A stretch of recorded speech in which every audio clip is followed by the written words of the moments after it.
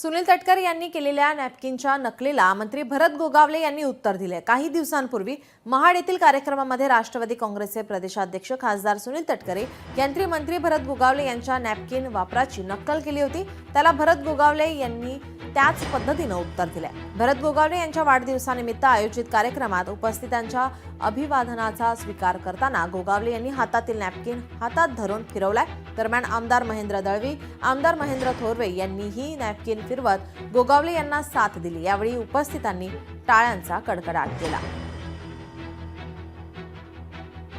आपण ही दृश्य पाहतो। या ठिकाणी तटकरे यांच्याकडून गोगावलेंची नक्कल करण्यात आली, तर त्याला गोगावले यांनी प्रत्युत्तर दिलंय।